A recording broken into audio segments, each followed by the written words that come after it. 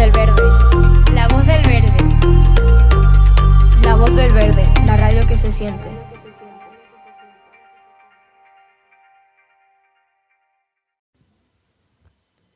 Buenos días a todos y todas. El pasado 3 de mayo celebramos el Día Mundial de la Libertad de Prensa y con motivo a ello, los comités de radio y prensa del IAS Nansei Bencomo hemos preparado algunas actividades que pongan en el foco la necesidad de garantizar la información y llegue a todos lados el mundo.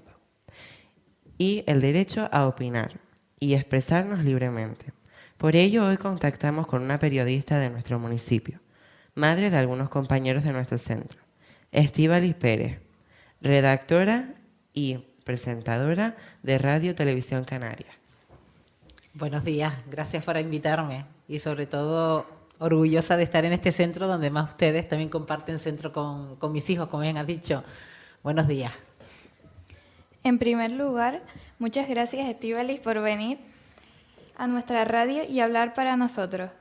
Lo primero que nos gustaría preguntarte es si consideras que es necesario aún hoy que se celebre un Día de la Libertad de Prensa y el por qué. Pues sí, la libertad de prensa es importante que lo sigamos recordando, esa conmemoración, porque aunque parezca que en determinados países estamos avanzados en esa libertad de prensa, en otros no tanto. Hay lugares del planeta donde todavía se coarta esa libertad. La opinión de las personas, no pueden opinar libremente y aunque nosotros nos encontremos en un país en democracia, es importante recordar que en otros países del mundo, como estoy diciendo, hay habitantes, hay personas que no pueden decir lo que quieren a pesar de estar pensando otra cosa.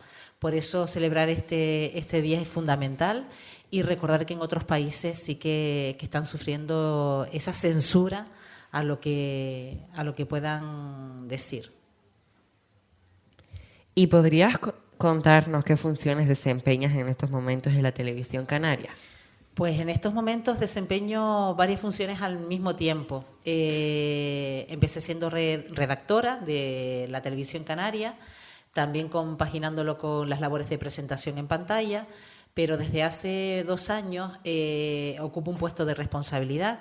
Soy editora jefa de los servicios informativos de Radio Televisión Canaria y eso implica una labor de responsabilidad, de gestión, de distribución del trabajo de las personas, de estar al pie de los contenidos que emitimos diariamente en los servicios informativos de Televisión Canaria y eso pues contribuye a que se le dedique incluso muchísimo más tiempo, porque cuando ya entra la labor de gestión de distintas personas, son personas que entran en distintos turnos.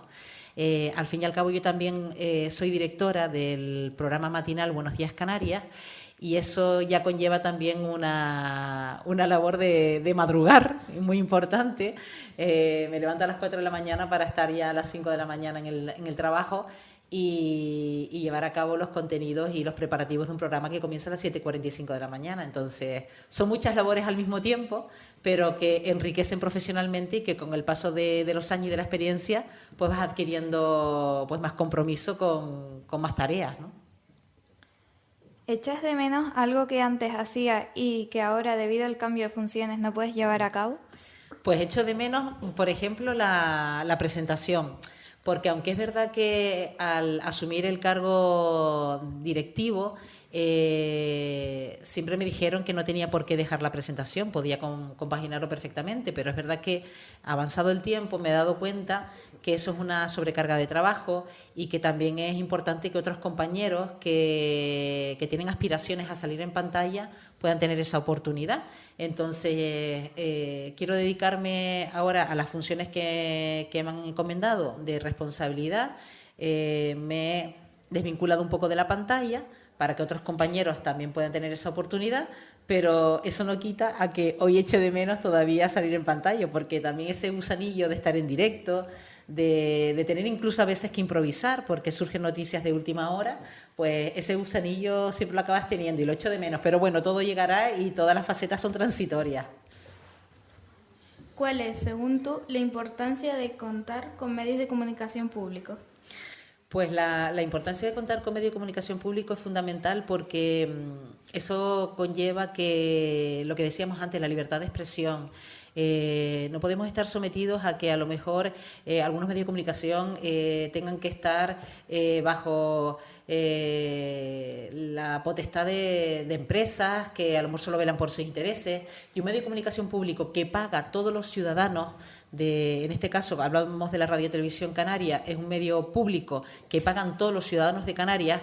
Es importante que sea libre, veraz, que no esté sometido a las directivas de empresarios, de políticos, y que sea un altavoz para que todos los ciudadanos de las islas puedan opinar, y no solo eso, sino que también en función de su ideología política. ¿Y se diferencia mucho el periodismo de ahora con el que existía hace 10 años, por ejemplo? Pues nada que ver, porque, por ejemplo, yo ahora para prepararme una entrevista me meto en San Google, que lo llamamos así San Google porque parece un santo que lo metemos todo ahí y todo nos da toda la información que queremos, pero antes, para prepararnos una entrevista teníamos que tirar del ingenio, porque muchas veces ibas a entrevistar a una persona que no conocías de nada y prácticamente empezaba desde cero. ¿Quién eres? ¿A qué te dedicas? Y a partir de ahí ya vas conociendo un poco más a la persona. Pero es que ahora tú pones el nombre de una persona en Google y ya te sale el historial. Entonces ya va prácticamente con mitad del trabajo hecho. Entonces, hemos ganado en información, pero quizás hemos perdido más en ingenio a la hora de elaborar las preguntas. En esas preguntas ingeniosas de curiosidad, de preguntarle a la persona desde cero cosas que a lo mejor ya el Google te lo da hecho. Pero bueno, alabo ahora mismo la información que tenemos al alcance de la mano, siempre que sea bien tratada y bien contrastada, porque no todo lo que vemos a través de Internet, todo es cierto. ¿Qué opinión te merecen las informaciones falsas que se publican en las redes sociales sin ser debidamente contrastadas? Bueno, pues a mí ese tipo de noticias me da mucho miedo porque puede caer en personas que no tienen la madurez suficiente para saber si lo que le está llegando a su teléfono móvil o a su ordenador es realmente tal y como es. Por eso es importante que, por ejemplo, ustedes que están accediendo, igual ya llevan algunos añitos con teléfono móvil, sepan que no todo aquello que les llega es realmente como es. Entonces, siempre sería conveniente, en Google, por ejemplo, escribir, ¿esto realmente que me ha llegado es cierto? Y seguramente te dirán, es una fake news, es un bulo, o incluso ya se han creado páginas como Maldito Bulo, que echa por tierra todas esas cosas que nos están llegando. Y cuando nos llegan contenidos que no sabemos filtrar porque no lo hemos contrastado, lo que vamos a propiciar es que esos contenidos sean virales, porque nos ha llamado la atención, le vamos a dar un reenviar y lo vamos a convertir en algo que puede ser realmente peligroso, y sobre todo cuando ya son mensajes que tienen que ver con contenidos que pueden afectar a una persona que le pueden echar por tierra su reputación, y eso es muy peligroso. Por eso es importante siempre contrastar la noticia. Cuando tenemos duda de algo que nos ha llegado, con poner esto es cierto, siempre habrá alguna página que nos lleve a que eche por tierra que eso es una noticia falsa, bueno, que es una noticia real y que sea realmente una noticia falsa. ¿Qué crees tú que es lo más difícil para ser un buen o buena periodista? ¿Qué es lo más difícil? Pues no lo sé, porque a mí realmente lo que me parece a veces difícil es una pregunta muy difícil la que me acabas de hacer, porque bueno, cuando uno se plantea ser periodista tiene que ser vocacional, tiene que ser porque le gusta, porque sabe que va a transmitir una información que no tiene por qué influir en la opinión de una persona. Un periodista tiene que dar una noticia sin que yo dé mi opinión de lo que estoy dando. Simplemente tengo que ser objetiva. Y quizás eso es lo más difícil a veces, ser objetivo, porque cuando vas a cubrir una noticia que realmente a ti te impacta emocionalmente, tú intentas apartarte de esa emoción para que el espectador no lo note. Simplemente tienes que contar lo que está pasando, aunque realmente te dé rabia, aunque realmente te den ganas de llorar, aunque realmente te den ganas de decir un taco, hasta eso en el lenguaje hay que cuidarlo. Entonces, quizá lo más complicado de ser periodista es a veces el no poder transmitir tus emociones. Es decir, tienes que ser siempre objetivo. El hecho de que estés pasando un mal día tampoco lo tiene que notar la persona que te está viendo o que te está escuchando en la radio o que te está leyendo en un periódico. Te tienes que limitar simplemente a informar, a contestar esas preguntas básicas que quizás ustedes les han dado las pautas cuando se da una noticia. Pero quizás eso es lo más difícil de la profesión, pero eso también se entrena.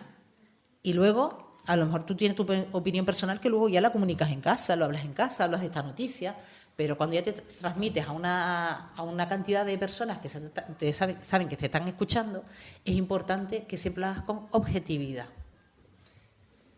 ¿Qué te parece que se puedan realizar proyectos de prensa y radio en los centros educativos? Pues a mí me encanta, porque cuando me han dicho que yo tenía que venir aquí, yo digo, qué bueno que ustedes pueden disfrutar de este medio, que puedan empezar a formarse, que le empiece a entrar el gusanillo de dedicarse a esto, porque en mi época ojalá yo lo hubiera tenido. Yo desde muy pequeñita ya me gustaba el hecho de la comunicación, de ver a los presentadores y presentadoras de la tele, de escuchar la radio. En mi casa se escuchaba la radio desde por la mañana casi hasta por la noche. Entonces yo quería estar ahí, pero no sabía cómo, porque no tenía las herramientas en mi época. Entonces, además recuerdo que con las edades prácticamente de ustedes, con 15 años, me enteré que, por ejemplo, en este municipio se abría Radio Realejos. Y yo dije, me planteé, recuerdo yendo un día para el instituto y empecé a ver ya en los cartelitos de que se anunciaba la apertura de una radio. Y yo decía, yo tengo que estar ahí como sea. Y a base de mi empeño lo conseguí. Me enteré que un compañero mío de la clase estaba yendo a unos talleres de radio para introducirse en Radio Realejos. Yo me fui, ay, ¿te puedo acompañar en la radio? Pues sí, pues empecé a hacer pruebas de micro y me quedé hasta lo que soy hoy. Es decir, yo creo que a base de empeño lo conseguimos, pero ojalá hubiera tenido las herramientas que ustedes tienen hoy y que en los centros educativos ustedes ya empiecen quizás a sentir ese gusanillo por ser periodistas, ya sea de la radio, de la televisión o de la prensa escrita. ¿Qué opinas sobre la juventud actual y la relación con la cultura? ¿El concepto de cultura es muy diferente al que se tenía hace algunos años? Pues el concepto de cultura quizás no sea tan diferente, pero yo noto, aunque mucha gente pueda pensar que los jóvenes están muy alejados de la cultura, yo creo que ustedes, con los accesos que tienen ustedes a la cultura, yo me planteo cómo yo era antes en mi vida cultural, y mi vida cultural era nula. Prácticamente no había nada, porque tampoco nos llegaba la información de lo que se hacía. Y sin embargo, hoy ustedes tienen mucha información. Es verdad que quizás los gustos cambian, la cultura avanza, pero ustedes tienen mejor acceso a la cultura. Yo creo que los jóvenes no están despegados de la actividad cultural, simplemente que lo que nosotros pensamos que era cultura antes es otra cultura ahora, pero yo creo que ustedes ahora mismo creo que están muy vinculados a la cultura, que hay muchas actividades culturales, que tienen más acceso a la cultura, y no los noto para nada despegados de la cultura. Eso sí, en base a cada edad, cada uno tiene sus gustos, las actividades culturales se hacen acorde con cada uno, pero para nada. Yo creo que jóvenes y cultura están muy bien unidos actualmente. Bueno, ahora nos gustaría saber un poco más de ti para conocerte un poco más. A ver, ¿qué quieren saber? ¿Por qué quisiste estudiar periodismo? Pues quise estudiar periodismo por lo que dije antes, porque fue algo que me llamaba mucho la atención. Yo veía la tele, me gustaban los presentadores, las presentadoras, pero sobre todo los servicios informativos. En casa me ponía a practicar con un bolígrafo, me lo ponía como de micrófono, como ustedes, así, pero trabado en un agujero. Yo no sé si ustedes no recuerdan ni saben lo que son unas cintas de cassette, pero yo me acuerdo de poner una cinta de cassette con el agujerito, trababa un bolígrafo, cogía un periódico y me ponía a leer las noticias como si estuviera presentando un informativo de televisión o como si me estuvieran escuchando por la radio. Entonces ya por ahí empezó mi gusanillo de dedicarme a eso. Y eso que en mi familia no tenía nadie vinculado a los medios de comunicación, pero a mí me llama mucho la atención y sobre todo me sentía como que yo tenía que ser la primera persona en dar una noticia. Yo tengo que estar ahí para contar la noticia y decírselo a todo el mundo. Pues no sé, eso me llama mucho la atención y por eso me empecé a dedicar a esto. ¿A qué te hubiese gustado dedicarte pero no pudiste hacerlo? Pues mira, otra cosa que me hubiera gustado dedicarme, porque me gusta mucho el deporte y me veía y de si no me dedico a los medios de comunicación, pues me dedico a ser policía o militar, o me gustaba siempre el mundo de las fuerzas de seguridad. Bueno, de hecho tengo una hermana, una hermana guardia civil, pero hubiera sido mi otra faceta, porque me gusta mucho el entrenamiento físico y el tema también de ayudar a la gente, porque ya no solo es la parte física, sino también la parte humanitaria que tienen las fuerzas y cuerpos de seguridad. Es decir, que hubiera sido quizás otra faceta a explorar. Cuando eras estudiante, ¿cuáles eran tus materias favoritas y cuáles en las que más te costaban? Pues mira, mi materia favorita, mientras estuve en la primaria, hasta que llegué quizás en mi época segundo de BUP, eran las matemáticas, la verdad, se me daban bien. Pero no sé por qué a partir de segundo de BUP las matemáticas también se empezaron a atragantar. Luego también es verdad que por lo que me gustaba a mí, a dónde dirigir mi futuro, me venían mejor las letras. Entonces ya por ahí me fui ya encaminando por el mundo de las letras. Por lo que digo, las matemáticas se me fueron más atragantando, pero quizás asignaturas que en su momento, bueno, que ya prácticamente ustedes ni las llevan, que son latín y griego, pues son asignaturas que me encantaban. Y sobre todo practicar con el griego, que eran unas letras totalmente diferentes. Entonces, para mí eran como un juego. Y nada, y por ejemplo latín y griego eran asignaturas que me gustaban mucho y luego las matemáticas que las fui desterrando a medida que las fui conociendo. Y como madre de dos de nuestros compañeros, ¿cuál ha sido tu experiencia en el verde? ¿Cambiarías algo? Bueno, ¿en el verde te refieres al edificio verde? No, vamos a ver, ya tengo un hijo que está en segundo de bachillerato a punto de salir de este centro y tengo otro hijo que está comenzando sus estudios aquí, en primero de la ESO. Por la experiencia del mayor estoy súper satisfecha por cómo ha sido su paso por este instituto. Y es verdad que este instituto no lo conocí hasta que llegó mi hijo el mayor. Yo me formé en el IES Realejos, cuando en esa época solo existía ese instituto y donde venían alumnos de todo el municipio, de San Juan de la Rambla, de La Perdoma, los vecinos de Ico del Alto. Es decir, que era un centro muy masificado en aquella época. Pero conociendo este centro, por el que ha pasado ya mi hijo el mayor, por cómo le ha ido, estoy súper satisfecha por su paso por aquí y por también la comunidad docente. Y ahora le queda el paso al siguiente, que está en primero de la ESO, pero te digo, con las mismas ganas y con la misma satisfacción, espero que lo coja. ¿Qué te gusta hacer en tu tiempo libre? ¿Qué aficiones tienes? Bueno, pues como dije antes, me gusta mucho el deporte, siempre lo he practicado desde pequeña. En su momento, cuando estaba en la etapa de primaria, pues yo me dedicaba al atletismo. Luego, prácticamente en la adolescencia, con el tema de los estudios, la universidad, pues empecé un poco ya a dejarlo un poco más de lado. Ya me dedicaba a hacer el ejercicio cada vez que podía. Pero bueno, lo he empezado a retomar ahora cuando ya tienes los niños grandes y te da un poco más de autonomía. Y el deporte te digo que es algo que me encanta y sobre todo correr al aire libre.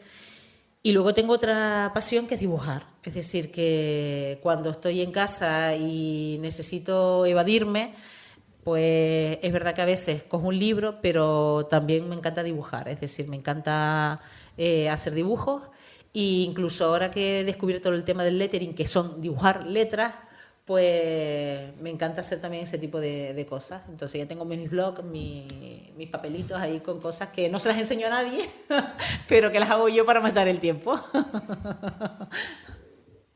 Si fueras presidenta del Gobierno de España, ¿qué es lo primero que cambiarías y el por qué?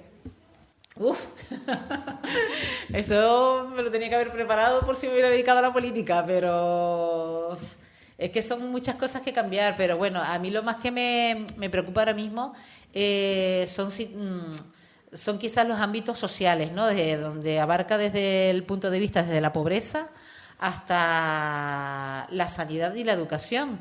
Es decir, todavía encontrarnos con una gran lista de espera, con muchos días para una operación, luego quizás en la parte educativa, que cumplir con las reivindicaciones del equipo docente, de a lo mejor de restar las ratios por aula para que la educación o los temarios les llegue de forma más focalizada a un grupo de niños más reducidos, pues yo creo que quizás son cositas en las que se podría ir avanzando. Luego en el tema de la pobreza te lo digo porque es algo de los datos que manejamos casi a diarios en los informativos, ¿no? Que sigue Canarias teniendo una tasa de pobreza muy alta y sobre todo en pobreza infantil, porque aunque mucha gente se encuentre trabajando, los sueldos de muchas familias no llegan a cumplir con el mes completo. Entonces hay muchas familias que lo están pasando muy mal. Pero claro, son esas cosas que quizás siempre recurrimos a decir, pero que parece que nunca se resuelven. Entonces, no sé hasta qué punto parece que es complicado por parte de la clase política. Digo, yo ahora es mi intención, es mi objetivo, pero ¿lo conseguiría estando yo siendo presidenta del gobierno? No lo sé, porque cuando lo oyes que ellos también luchan por lo mismo y prácticamente nos encontramos los mismos datos, parece que es un camino que cuesta recorrer, ¿no? Pero bueno, son esas cositas que me gustaría resolver, pero te digo, me imagino que si muchas de ellas no se han resuelto hasta ahora es porque algo se está haciendo mal en la gestión o porque realmente ni con el dinero se puede resolver. Es que a veces parece que no encontramos la solución. Pero bueno, es algo que me plantearía. Habría más cositas más que me podría haber preparado si fuera presidenta del gobierno. ¿Qué consejo le darías a un estudiante de los que nos escucha cuya pasión fuera la comunicación? Pues yo le diría que se anime, que esto es una profesión muy, muy bonita. Y digo por qué es muy bonita, porque no es rutinaria. No es estar sentado en una oficina todos los días leyendo papeles y firmando, como pueden estar algunas personas que les puede estar gustando también su profesión, o cualquier persona que está haciendo una sobrecarga de trabajo, que las admiro un montón y que realmente hacen siempre el trabajo automático de todos los días. ¿Qué tiene la profesión de la comunicación? Que todos los días puedes contar una noticia distinta, que todos los días conoces a gente diferente. Es decir, todos los días ustedes no entrevistan a la misma persona, que no. Todos los días quizás no hacen las mismas preguntas porque la persona a la que van a entrevistar no se dedica siempre a lo mismo. Y si encima trabajas en la televisión y tienes que moverte con un coche o con una unidad móvil, encima conoces paisajes distintos. Entonces, es una profesión enriquecedora. Conoces gente diferente todos los días, conoces lugares distintos. Te puede permitir incluso viajar por si te quieres convertir en reportero de guerra o en reportero de viajes, en reportero de gastronomía, porque tienes un montón de ámbitos que tocar, ámbitos culturales. Y otra pasión, otra cosa importante por lo que apasiona esta profesión es porque acabas sabiendo un poquito de todo, desde la parte de la política, desde la parte de la sociedad, desde la parte del medio ambiente, es decir, puedes conocer distintas facetas. ¿Qué consejo le darías a un estudiante de los que nos escuchan cuya pasión fuera la comunicación? Pues le daría el consejo de que ni se lo pensara, que para adelante con la iniciativa, que es una profesión muy bonita, apasionante, enriquecedora. Es verdad que con el paso de los años muchos medios de comunicación han ido cerrando porque económicamente han sido insostenibles, pero por lo que conlleva la profesión en sí, es una profesión que para nada es rutinaria. Es una profesión donde todos los días conoces gentes distintas, te mueves por lugares diferentes, incluso te dedicas al mundo de la televisión, porque el hecho de ir a cubrir una noticia, salir a la calle, te lleva a que conozcas lugares diferentes. Luego, todos los días entrevistas a gente diferente y aprendes un montón de cosas porque las temáticas que puedes abordar son infinitas. Entonces, aunque no te conviertas en un experto en todo, sí por lo menos con un mínimo de conocimientos que te permiten incluso hablar con gente que en determinado momento te puede rebatir alguna temática. Es decir, yo creo que es una profesión que merece la pena y que además acaba enganchando tanto que luego no te ves en otra cosa, que no te ves en otra cosa, en otra profesión. Bueno, la entrevista va llegando a su fin. Si quieres añadir algo más, te escuchamos.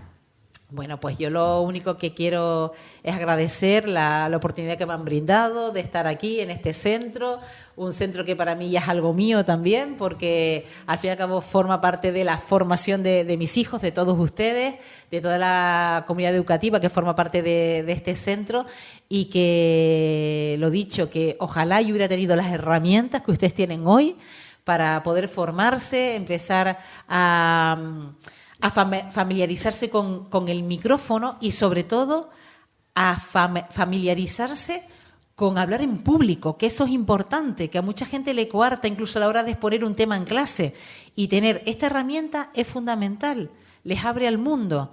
Entonces, los que quieren dedicarse a esto, chapó para adelante, que lo hagan, y los que no lo tengan en su mente, por lo menos que pasen un ratito por los micrófonos, que comenten lo que piensan, que opinen, que debatan y que les sirva para eso, ¿no? Para luego, por ejemplo, a la hora de comunicarse y de exponer, porque ustedes en un futuro a lo mejor pueden ser científicos y tienen que exponer ante un montón de expertos y de compañeros. Pues yo creo que esto es fundamental, que empiecen a practicar y que no todo se quede en leer, que también es importante leer, pero luego también exteriorizar lo que pensamos.